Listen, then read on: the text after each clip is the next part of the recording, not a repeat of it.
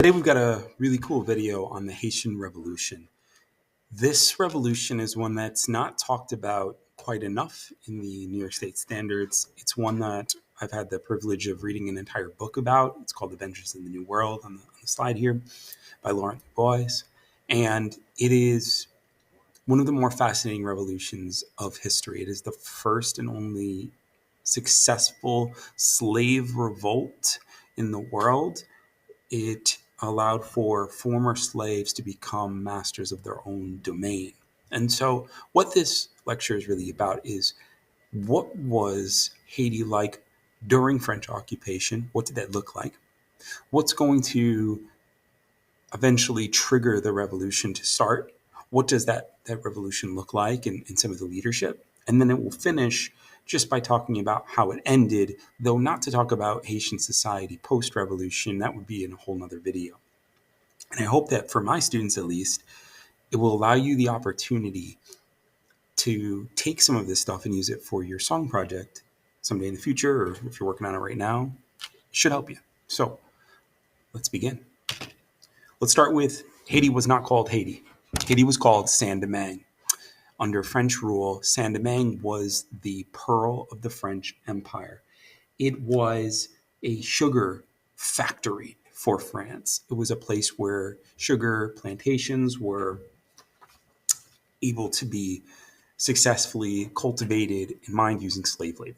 Okay, they were mostly on the low parts of Saint-Domingue where sugar was grown, and it would produce an incredible amount. Something like 2/3 of the world's sugar was produced just through Saint-Domingue alone. And then in the mountains, you have the coffee. And the coffee is run by Black plantation owners mainly. And that's what makes this thing so complex, is that you have whites who are plantation owners, and then you have Blacks who are plantation owners. That's going to make things dicey. It's not simply as simple as maybe you want it to be. So the coffee was grown in the mountains. The white planters did not want to go to the mountains. It's difficult to get up there. It's jungly. It's just not a place that they wanted to be. And so they sort of allow these Black plantation owners the rights to this land. We'll talk about how Black people become free under this Saint-Domingue society. It really has to do with the social pyramid. Now, the Saint-Domingue slave system was built in a way where they had it down to the dollar. They had it down to the penny, where they calculated that it was easier to import new slaves than it was to take care of the ones that they currently had. And at the time, France was run 1685, the Code Noir, which was this brutal slave code that essentially governed Saint-Domingue. It sort of put Saint-Domingue under this brutal slave code.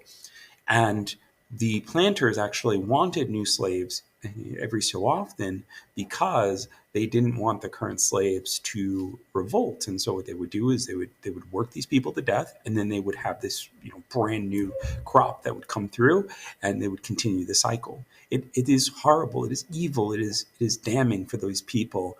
But it's what Saint-Domingue was. It sort of gives you a sense of just how and why these people would want to revolt. Now, there's going to be way more reasons, but it gives you a lens into the life that people lived. So that's the Code Noir and some of the plantation system that they had created. Now let's get into the hierarchy. Let's talk about Saint-Domingue from a power perspective. And by the way, these groups can like shuffle. They're probably more of a spectrum than a pyramid, but it gives us some ways to talk about the people of Saint-Domingue in terms of their political power. I wouldn't say that this is necessarily a good example of their economic power, but it gives you a sense of where people are on the map. So to start, Grand Blancs are the wealthy, rich plantation owners of sugar. Okay, so these are the top of the top. These are politicians as well that would be into this Grand Blanc class. Below it, you'd have the Petit Blancs. These would be people who work on the plantations as like overseers. They also might be working as tradesmen, often as indentured servants. So an indentured servant is someone who doesn't have the money to make the journey to the New World. And so they basically take out a debt so that they can get across to the New World and build their fortune there. And they have to pay it off. Usually they have to pay it off by work. So they'll work a certain number of years and then their indenture is forgiven. So that's the Petit Blanc class. Again, white people, right?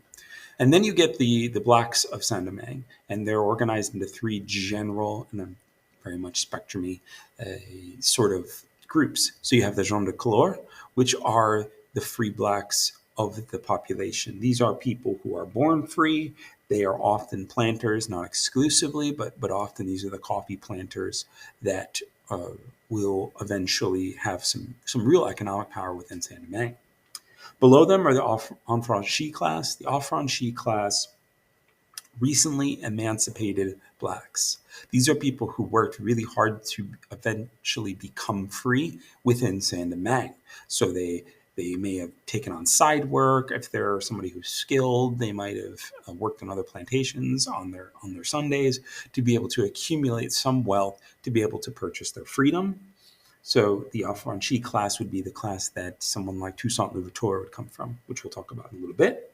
And then, of course, the slaves at the bottom of the hierarchy, those are the people that are forced to labor on the coffee and sugar plantations of Saint-Domingue. Okay, so what gets this all started is 1789. And for those of you that have had me in class, you know that 1789 is the year of the French Revolution. That's the storming of the Bastille. That is the trigger point. Okay. Now, there had been small rebellions already in pre-1789. There had been like the voodoo priests led by Boukman. Boukman was a guy who went and rallied the people around voodoo and was able to fight against the planter class. Ultimately unsuccessful, but shows that these people were people that wanted to fight, that wanted to rebel against their chains. The 1789 revolution of France gives them the reason and the political power to actually achieve revolution. Because here's the thing. You know that the Declaration of the Rights of Man and Citizen were proclaimed by the National Assembly. So basically what happens is that the free blacks, the gens de couleur and the affranchis class, they hear about freedom. They hear about liberty, equality, fraternity, right? And they're like, we want that. We are French citizens. We are a part of this republic. Therefore, freedom extends to us. And some French people actually agreed with that. And that's another part of this that makes it so difficult to sort of rationalize and understand. And then there was this other part of French society that's not. And so the two sides are really at odds over trying to understand what does the Declaration of the Rights of Man and Citizen actually mean. Okay. Some leaders will start to develop, and eventually the revolution is going to be set off because they see this Declaration of the Rights of Man and Citizen as something that is owed to them. They want freedom, they want their rights, and they want them now. Right? They don't want to wait. They're not interested in gradual emancipation, gradual freedom, in other words. So here are some major players, if you will.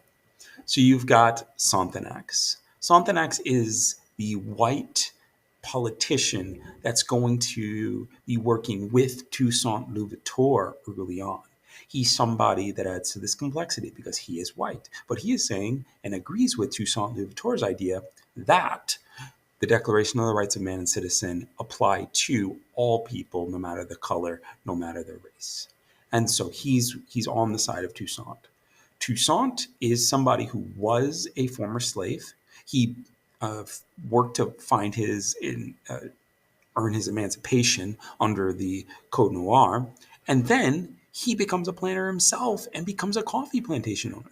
So he is full of complexities. He is full of hypocrisy within what he does, and it's Toussaint is the key figure in this revolution, and because of his complexities, it's going to trickle down to the Haitian Revolution being so very complex. And then someone to know at the end of the revolution is Jean-Jacques Dessalines. Dessalines is the military might behind this revolution, along with Toussaint Louverture. He will learn a lot from Toussaint, and he will carry on his legacy. Not so important early on in the revolution for us, but definitely is the guy at the end that's going to lead his people towards salvation. And then just being aware of his nephew Moise. Moise is somebody I could not find an image for. I wish that I could have. He is blood related to Toussaint, and he is going to become really important in sort of us trying to rationalize or understand Toussaint's complexities. So just have that name Moise, know that he is the nephew of Toussaint. So enter Toussaint Louverture, right? Toussaint is going to try to free all of Saint Domingue. And he's got some issues. He's got the French, who obviously the main French force is saying, no, you can't do that. He's got the Spanish, who are right next door, who are essentially articulating that they might be friends with Toussaint, and he wants to use that against the French. And then you've got Great Britain, who's looking to try to cut in and take a little piece. And at the time, Great Britain and France are directly at war with one another. Eventually, Spain will be at war with France because Napoleon takes over and he's at war with the whole world. So what Toussaint does a masterful job of doing is he is going to pit these different groups against one another, and in doing so is going to secure freedom for his people. He was a master at splitting the Spanish against the French and using the British against the French, and he definitely had some conflicts with all those groups, but he used them to his advantage, which is just this like master politician. It's what gives him his nickname, the Black George Washington. Like he was smart, he was bold. And so let's talk about some of his positives and some of his negatives. So on the positive side, you have someone who is a master politician playing the Europeans against one another.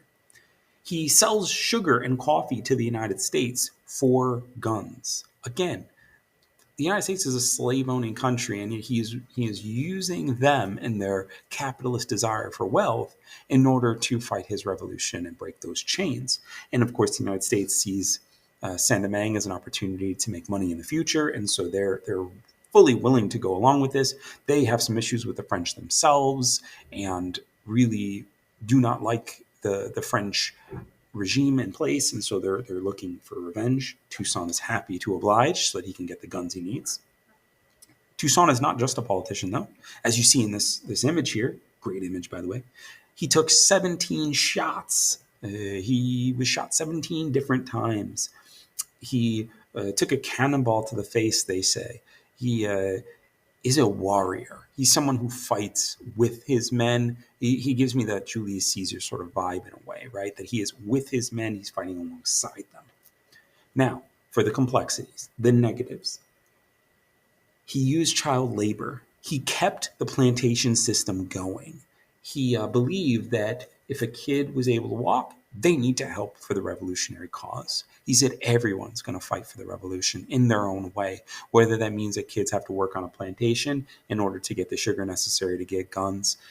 He said that the plantation systems need to keep going because we need the money to free everyone, and then we can find a better way. He looked at it as it was a temporary evil. His opponents said, no, you're a slave-owning guy yourself, and you're just going to reinstate slavery on the island after you win. They were worried that he would become a Cromwell-like figure, right?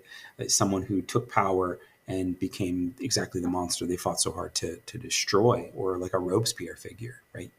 So they're worried about that. Toussaint says, no, I need this for the guns to be able to fight and break the chains. This is what I have to do. And then last but not least, his nephew, his own nephew, his blood nephew, Moise, says, enough is enough, uncle. We cannot keep this thing going. And Toussaint actually has his own nephew killed for defying his orders. So these are the type of complexities that you have to grapple with. And then last but not least, you have Sonthonax. Sonthonax was that white guy who supported the emancipation of the Haitian people.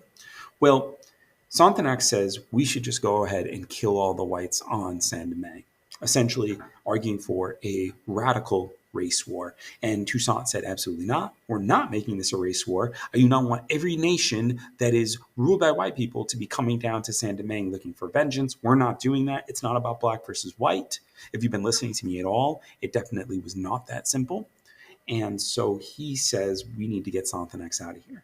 Now, his opponents will say he wanted Sonthonax out and kick Sonthonax out. He actually did, because he was a rival to Toussaint's power. This shows that he's a dictator. At any rate, whatever you make of it, that's what he did. He's a complex character. Now, he's also battling against Napoleon. So as the revolution continues in France, you know that Napoleon is first consul. First consul sends over his general Rochambeau. Rochambeau is funded by the Louisiana Territory, so Napoleon sells the Louisiana Territory to America to make up the money. It's sold for like So 3 to 4 cents an acre for the Louisiana Purchase, what he sells it at, so that he can get the funds necessary to put down this rebellion. He puts General Rochambeau in sort of leadership of this thing. He's got other generals, but he's the one that I really want to focus on, because he's the brutal one. He's the one that is going to make Toussaint feel like he's got to save his people, or else there's going to be nothing left. So what do I mean by that? Well, Rochambeau's out there crucifying, burning alive, drowning, torturing the Haitian army, civilians. He essentially writes to Napoleon and he's arguing for a restart. He says, kill everyone 12 and older, import new slaves. That's a genocide, is what he's arguing for. I mean, the man had clearly been at war too long. And so there's this angle that Toussaint has where he feels like, if I don't win, then the cost is not just my life, it's the life of everyone I've ever known. Now, Toussaint will be captured. He will be thrown into prison. He will essentially die in prison waiting for Napoleon to negotiate with him, talk to him. But Napoleon won't. He won't, because he will not talk with a black man. He will not talk with a rebel. He will not have that dialogue. He's the first consul, right? He's Julius Caesar incarnate. So Toussaint dies, but the revolution does not end. It carries on with a man by the name of Jean-Jacques Dessalines, and that's where I want to leave today's lecture and discussion. Napoleon is fighting all of Europe, and therefore he's got to give up Saint-Domingue. He knows it, and he does. So Dessalines is able to clean up in Saint-Domingue. He is able to defeat Rochambeau at Le Cap in 1803. Napoleon will go on to fight the rest of Europe, but essentially Rochambeau is defeated. And he does something that is going to leave a stain on the legacy of Toussaint, because I don't think Toussaint would have ever done something quite this radical. But what Dessalines does is he massacres the whites on the islands, essentially giving into the race war ideas that Toussaint had rejected so often. He renames the island Haiti, a name that the indigenous people used to call it. And you've got yourselves the first successful slave revolt in history. He ends in the book, and I thought it was a fitting way to end. He says, Dessalines says, "I have saved my country. I have avenged America. But if you know anything about vengeance, there is a deep, dark part of vengeance." And that's where Dessalines kind of fits in our story. Now, I want to leave it there. I hope that I've given you some thoughts on the Haitian Revolution, sort of the beginning and the end of it, little pieces about Toussaint that you can add to your song project. But here we are. It's the Haitian Revolution. Hope you guys enjoyed it. Hope you had fun. And like and subscribe. Thanks, guys. Mr. Casey out.